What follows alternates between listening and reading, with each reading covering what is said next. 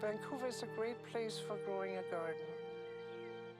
Everything does well here, including the weeds. This garden has helped me keep my sanity for the last 32 years.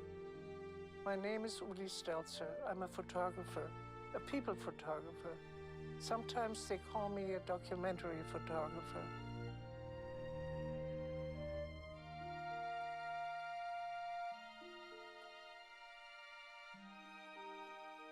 I love to work. I love to photograph. I love to develop my pictures. No, it's fun to do. I just love going and doing it and finding out what the world around me is like and what the world further away is like. Or something gets me going when I think maybe photographing would make a difference.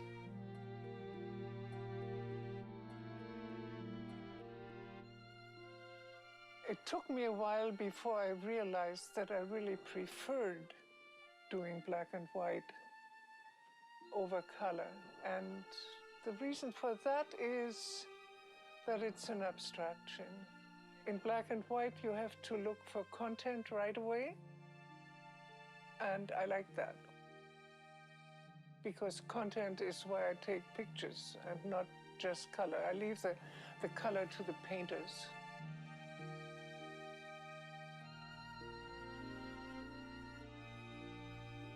As life progressed, I found myself consciously and unconsciously getting more and more involved documenting the lives and work of men and women of different minorities.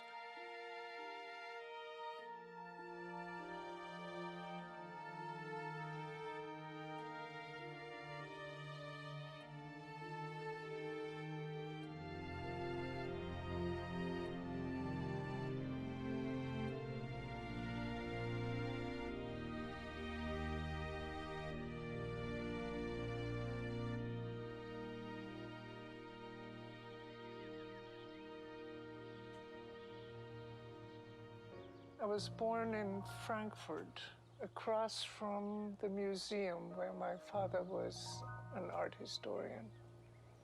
And I studied the piano when I was very young.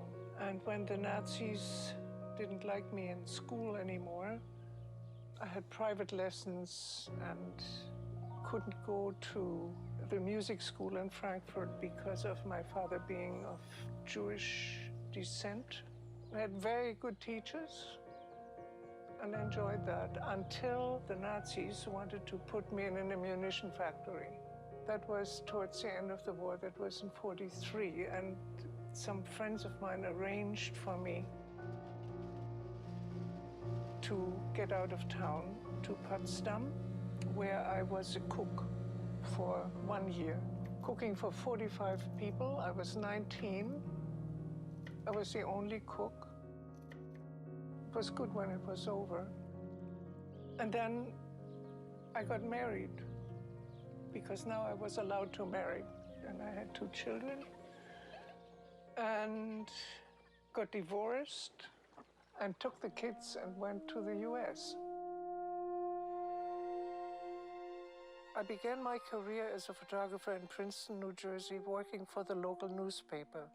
A wonderful way to get to know the town and its people.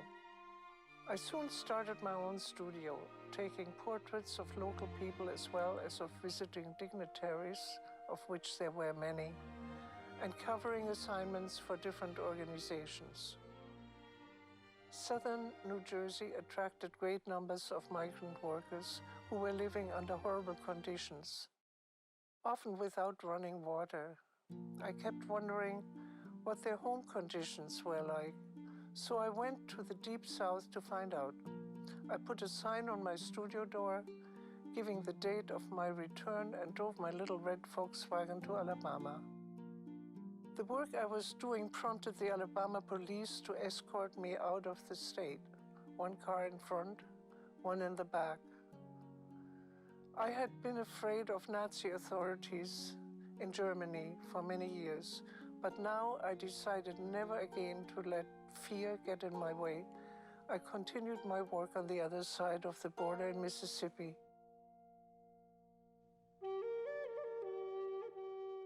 After several visits to the South, a friend at Princeton University suggested my going to photograph the Indian people of the Southwest, the Hopi, Pueblo, and Navajo people of Arizona and New Mexico.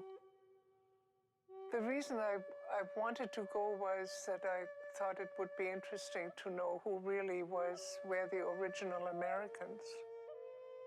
Never before had I encountered such different cultures, seemingly stepping back in time into traditions so rich, so dignified and powerful.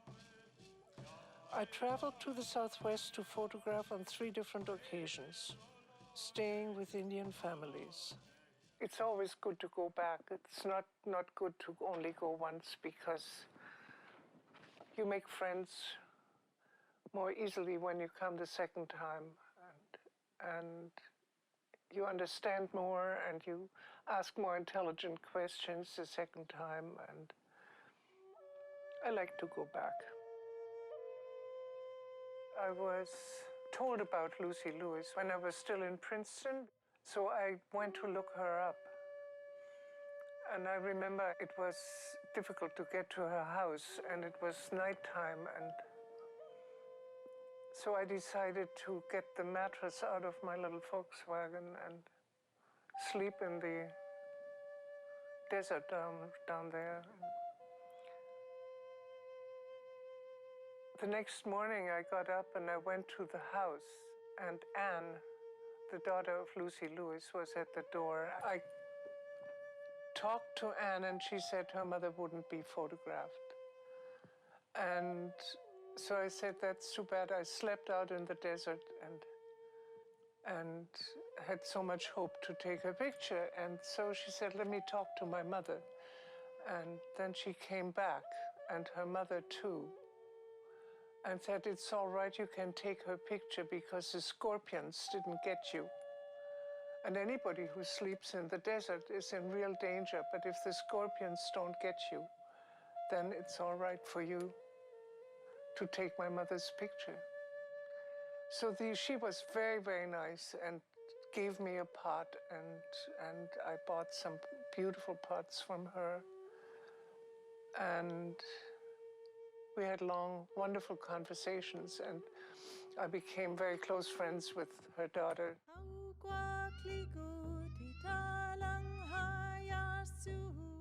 In 1972, I moved to Vancouver.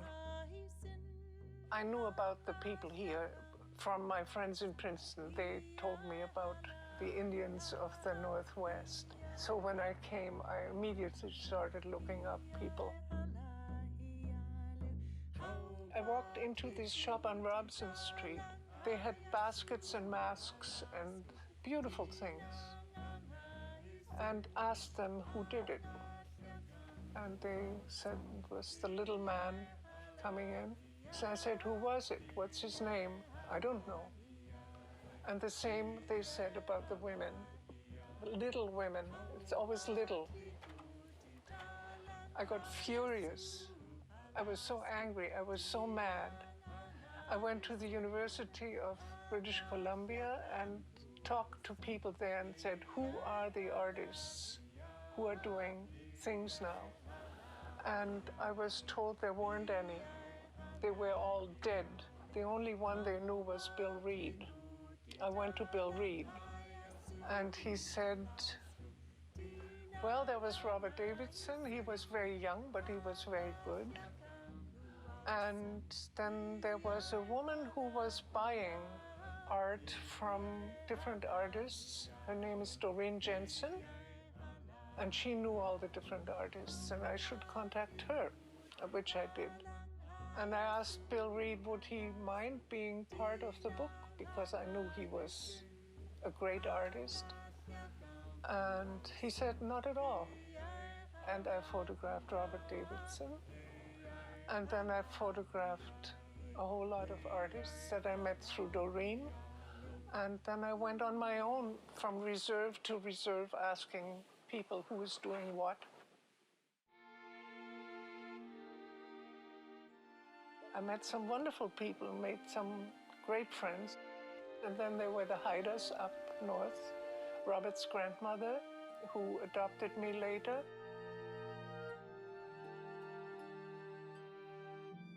Nani invited me to come to Masset, to her house, and to stay with her. And so I went. And she was there with open arms, and she was just amazing.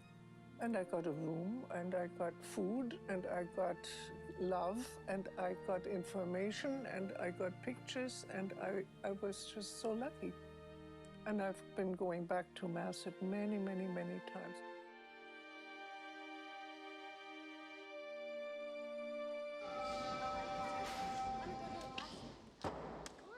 Robert grew up in the culture and saw all the images and lived with the people who believed in the imagery, right? The carving that Robert does is so perfect and so profound, and profound in the real sense that it is deep carving. He never lets anything go that isn't perfect. There is nothing more that possibly can be done on a piece. And that's impressive. You know that if you get something from Robert, that it is absolutely perfect. My feeling for his pieces is a feeling of total admiration. And I know what it means because I sometimes do a photograph and I think, is it good enough? Is it not good enough? Should it be better? Should I make another print? You know, I know what it means to do a perfect job. I really liked his work, and I would go and see him every time he had worked on a piece or was working on a new piece. And that was over 30 years ago, and I'm still keeping track. We have a thing going by which I work for him, and then he gives me something that he has made. So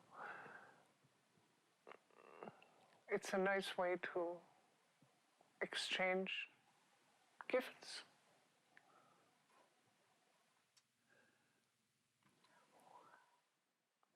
But then Robert is family. So in family, you don't deal with money. And I asked him about the frog when he gave it to me. And I said, Robert, when should I wear it? And he said, always. So I wear it always.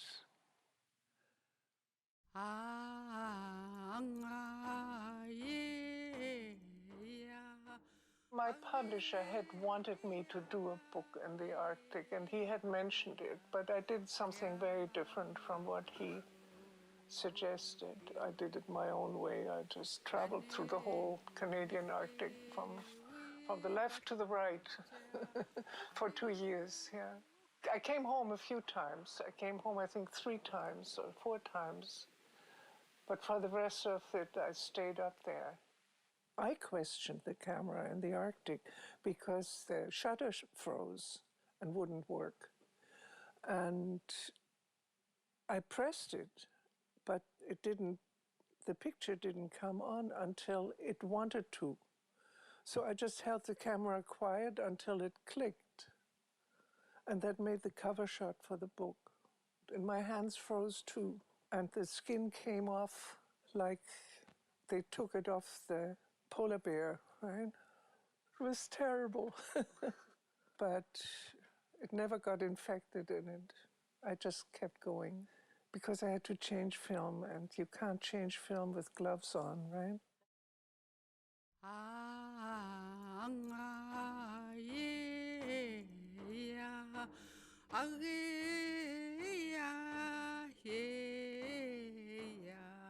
I talk with the people. If they have something to say that I think is of essence for the whole production of the book, then I write it down and then we use it.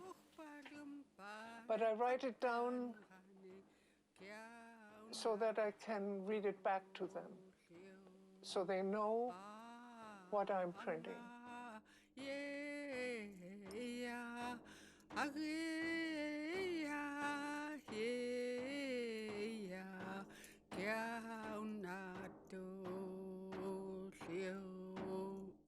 Nani milli alu illi uxja. I did a children's book on a man building an igloo, and that's a fun book because it is so incredibly difficult to build an igloo, and yet these guys do it with such an ease. The way the pieces of snow are cut is very similar to the way the stones are cut in a pyramid.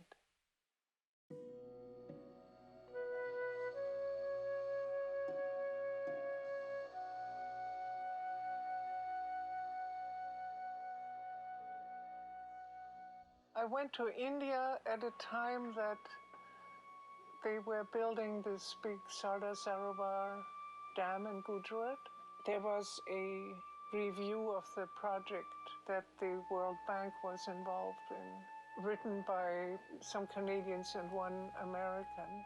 So I went when they did and took some photographs, and they used them in the report, which was a devastating report, and the World Bank had to pull out.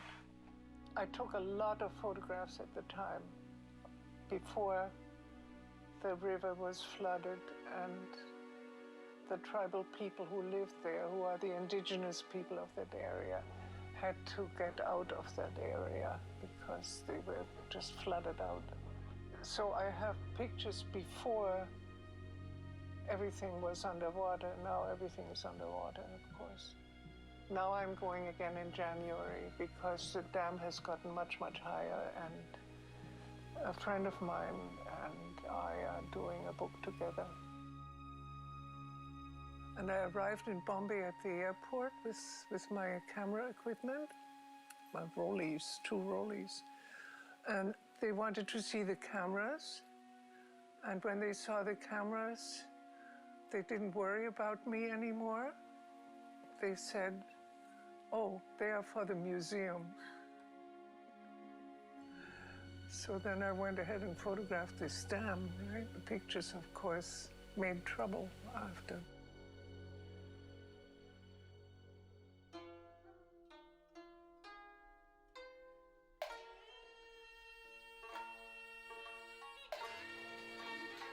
There's a lot of foolhardiness in doing these books. Because when I went to China, I knew nothing, right? Nothing. You have to have a translator, right? And I did. And if you want to make contact and you don't have a translator, then you go and sit next to somebody and put your hand on theirs and smile at them, right? And then they invite you for dinner, and then you take pictures at dinner, and then da-da-da-da, so it goes. You can always make friends without being able to communicate verbally. You learn that. There are many, many ways of contacting people, for example. Take my camera, point at the camera, point at the person, and they know I want to photograph them. And then you ask probably by making a stupid face or something. You learn, you learn to listen to people. They tell you what's what, you see what's what, and follow your instincts. It's actually, the book that I did was about 2 minorities, related minorities. Lijiang is in Yunnan province, which is very close to the Tibetan border. Both the Mosu and the Nashi culture used to be matriarchal or matrilineal, but the Lijiang people, the Nashi, are no longer matrilineal. They now marry. This is a fascinating culture. They have inherited enormous gifts. They are wonderful artists. They paint. They do calligraphy. They are wonderful musicians. They have a fascinating religious background. They still have shaman. They do a lot of agriculture. They have very good schools. They have universities. They are extremely educated people. I mean, when we think of a minority, we usually think of somewhat primitive cultures. Their culture is not at all primitive. They have a language that was written down in pictographs, and there is no issue on which there isn't a book published in pictographs. Mozo people are the most loving society that I have ever seen. It is so peaceful up there. Well, they like my photographs there. You walk into a house in Lijiang and you'll see them on the wall, you know. And the museum has all the photographs.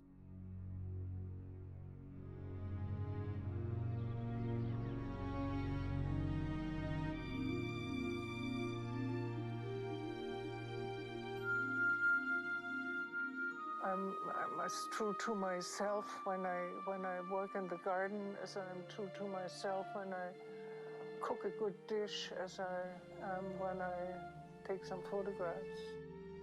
When I photographed the black folk down south, it was personal, it was political, I was angry, I had to get rid of my past by working it out. Right? We do that. I don't think I've ever been that angry again. What one keeps is the feeling for justice. You don't like to see people suffering because of political pressure. I don't have illusions about what the books can do, but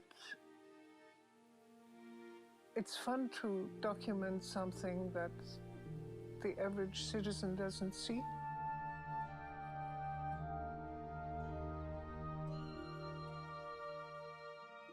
I've spent my life doing what I wanted to do. I somehow managed, by hook and by crook, to do what I wanted to do. And I feel happy that I was able to do it. I guess I've had a good time. I like doing what I'm doing. I might have done more, but I haven't totally given up yet. And there's one more book coming, I think. I wished my legs wouldn't give out, but I'm starting to get a little older now. I have to make peace with it.